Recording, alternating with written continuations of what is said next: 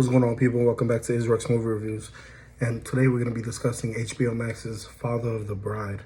And this was developed by Andy Garcia. It's one of those movies where I literally plugged into HBO Max and I saw that it was the primary movie that they were going to play just a few days ago.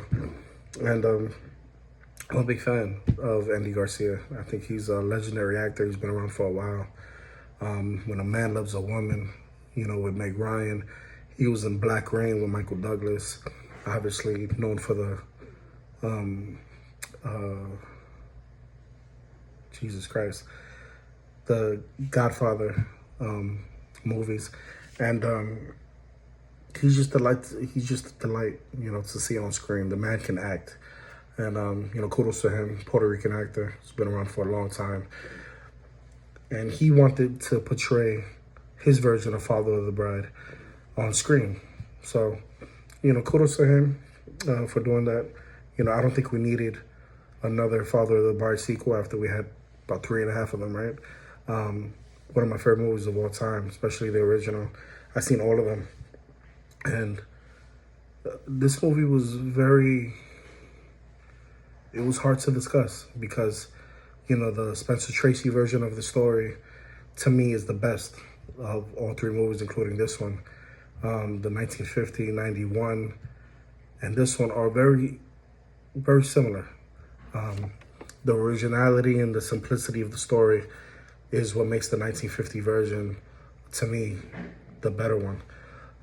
It doesn't try to be more than it is. There's no need for elaboration in the story. There's no changes for anything, even language. What I liked about the original movie versus this movie is that the original movie is how a middle-class father ends up having to pay for this reception at his modest home, his house, with far too many guests, just like in the present one, and he never gets to taste the food that he actually paid for. He never gets to drink champagne that obviously he paid for.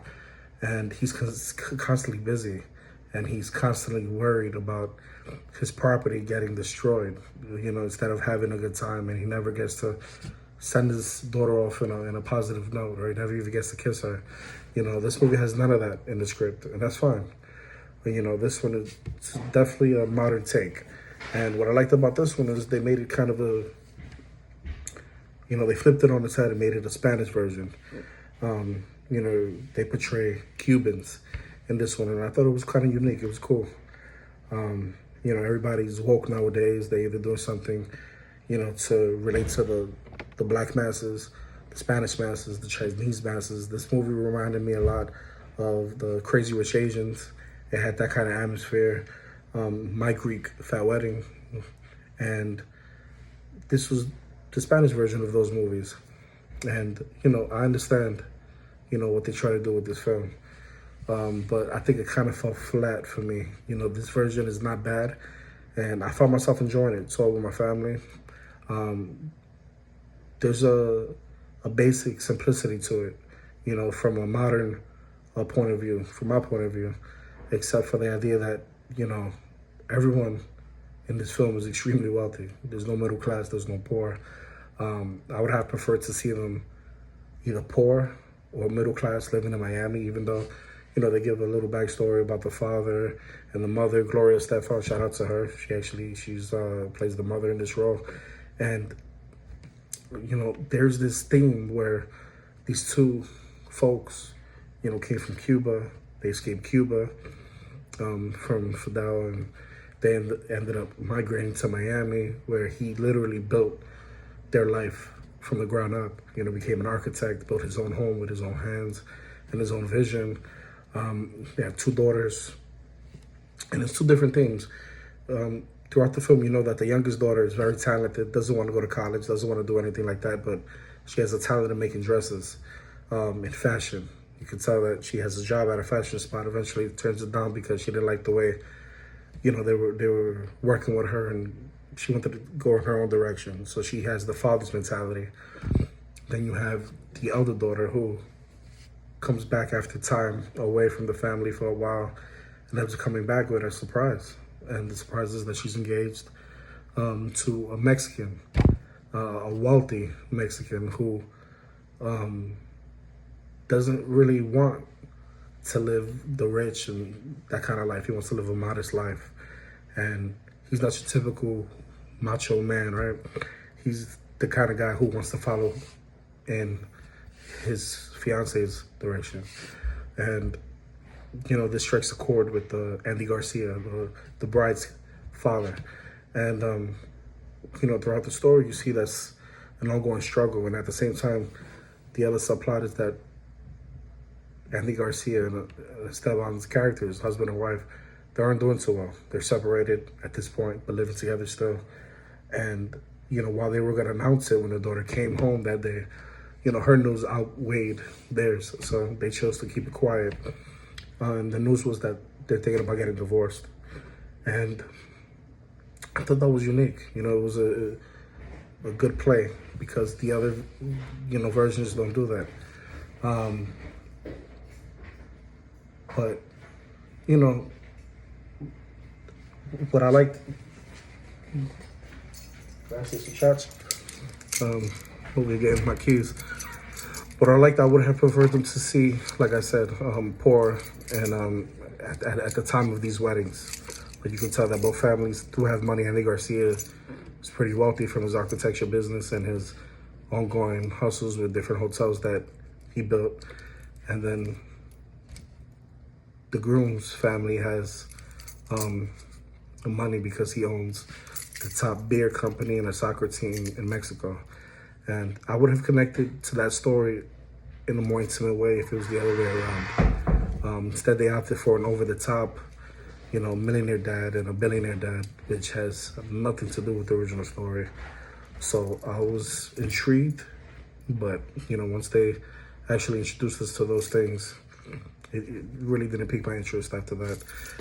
I think the casting was perfect, actually. The cinematography was amazing, the picture quality in this, and it's modern, very modern for its time. That you could tell that this movie was for 2022. And I enjoyed the chemistry between the actors, and I think overall, every character in this film, I think did a good job portraying a wealthy family in Miami. And the script, while acceptable, I think it wasn't particularly all that strong. To me, it wasn't that well written. And to me, it wasn't the speech, it wasn't the dialogue, it wasn't the topic, or I think it was maybe the theme, which was all wrong. I praised them for going in a different direction, and I didn't even mention that the younger sister, she happens to be queer, and they don't really mention it in the story. They just know that the girl that she's always with is, her girlfriend. You could tell when she's doing the bridesmaids costumes. She's the only one that doesn't wear a dress. She wears a pantsuit, and you get the vibe. And I kind of like that. They didn't go overboard with saying, "Oh, I'm gay, I'm this and that," and no, you just know. Just like in real life. When it comes to Spanish family, we don't really mention nothing like that. We accept it. If you're happy, we're happy. And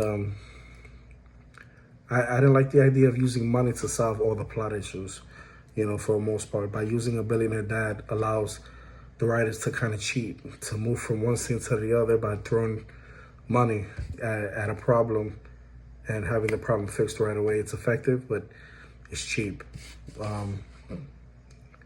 I also didn't care for the storm in this film, taking out the bridge. That also ultimately gets us to go back to the house and do this wedding. The writers built up this big fancy wedding, but wanted to go back to having the wedding in the small house, just like the originals. But they kind of lost me there because we knew ultimately that the wedding was going to be in the house. We just knew it as soon as we saw the backyard, and like, wow, this is big enough for the wedding to be here. They tried to honor the original Spencer Tracy movie, but I think they did a horrible job of trying to show a less wealthy family being forced to have a wedding at their modest house, because this is not a modest house. It was a huge, beautiful house, because they didn't have enough money to rent a hall or a hotel, in the original. But here they definitely did. I think if they would have taken it in that direction and probably switched things around and actually had the wedding in an actual hotel, an extravagant place, maybe the movie would have been a little different for me. But overall, good movie. I think you'll enjoy this production. It was fun and it had its moments. However, like I said, it lacked down-to-earth emotions, which was, lost in this wealthy extravagance of, that Miami elite, and I enjoyed seeing Andy Garcia and Gloria Estefan going at it in this film. I think they were very fun. You have Adria Arjona, who's gorgeous, man. I think she's an awesome upcoming actor. I like what she did in Morbius. And I've seen her in other films, but this film, she definitely stands out as the older daughter who helps her father comes to grips with this wedding. And through the prism of this multiple relationships within this big, sprawling Cuban-American family and alongside with the Mexican family, I thought it was very, very unique. I can see why they brought Gloria Estefan in because she has Cuban roots. And for the most part, we get strong performances from Isabella Merced, who plays the younger daughter, who plays the queer girl, and I just love the way they just they took things. And this was the first feature in the Warner Discovery byline, which is the first for Warner Brothers. And I think this movie definitely I give it a 6 out of 10. Could have been better, man, but I felt like the script was a little weak. So definitely 6 out of 10. I think it's a really good family film you should see with your family. And if you disagree with me, man, let me know on the Discord. I think as a Hispanic, I think I criticized this movie heavily because of that also, because of that aspect. I was looking forward to just a little more intricate pieces, me seeing the actual food, the music could have been better. Just certain things I wanted to see when it comes to the Spanish dialect, even more conversations in Spanish, more jokes in Spanish. I think they would have landed more. This was definitely directed to Spanish community, even though I think it's a movie for all, but it was more directed towards us, just like Crazy Rich Asians was directed to the Asians and My Big Fat Greek Wedding was to the Greeks. And this movie, I think, could have been better, man. Could have been better, but not bad. So if you like this review, hit that like button, hit that notification bell. And if you want more content from me, man, all you got to do is stay notified. And I look forward to seeing you on the next one. Peace.